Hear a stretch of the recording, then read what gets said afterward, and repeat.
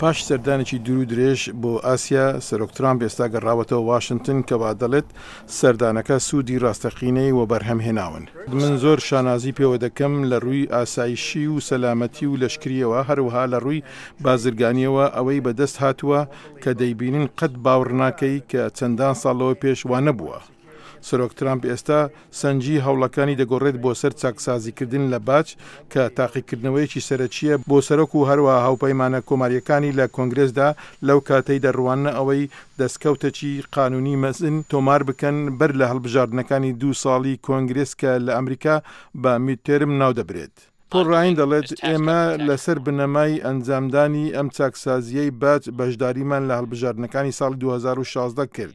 سەرۆک بۆ کەمکردنەوەی باج و چاکسازی باج خۆی هەڵبژارد و بەشداری کرد. بۆیە ئەمە سەبارەت بە جێبەجێکردنی بەڵێنەکانمانە بۆ خەڵکی ئەمریکا. سەرۆک ترامپ لە سەردانی ئاسیادا بوو کاتێک دموکراتەکان سەرکەوتنیان لە هەڵبژاردنەکانی فەرمانڕەوایی وەدەستهێنا لە هەفتەی ڕابردوو لە ویلایەتەکانی نیوجەرسی و ڤەرجینیا کە ئەمەش شیانی نیشانەیەکی مەترسیدارە بۆ کۆماریەکان. ئەمە بە پێی وتەی شارەزا کایل کاندێک.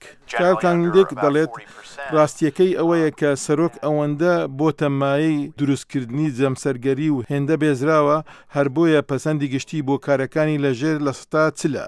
دموکراتەکان ئەوەندە بە گوڕ و تەواژمەوەن بۆ خۆ دەرخستن و دەرکەوتن لە بەردەم خەڵکی ئەمریکادا.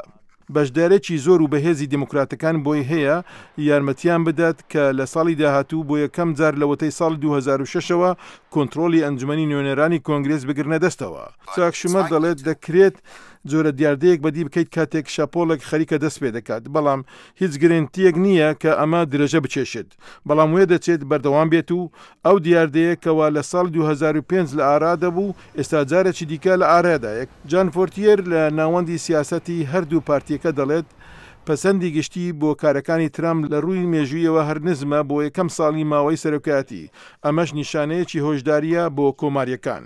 جا ئەگەر سەرۆک ئەو کاتە بە ڕێژەی ناپەسەندی ئەمڕۆی هەبێت من پێم وایە ئەوە زۆر سەخت دەبێت بۆ پارتیەکە تەنانەت کۆنتڕۆلی بەسەر ئەنجومەنی نوێنەرانش دەبهێنێتەوە لە هەڵبژاردنەکانی داهاتوودا.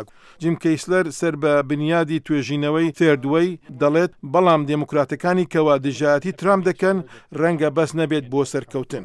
جیم کەیسلەر دەڵێت دموکراتەکان کاتێک بەشداری هەڵبژاردنەکان دەکەن دەبێت ئەوە دڵنیا بکەن کەوا هەرتەنیا پارتیەکی دژ بە ترامپ نین، بەڵکو دەبێت ئەوە نیشان بدەن کە جۆرە بەرنمەیەکیان هەیە بۆ ئەوەی تەواو سوودی لێوەربگرن.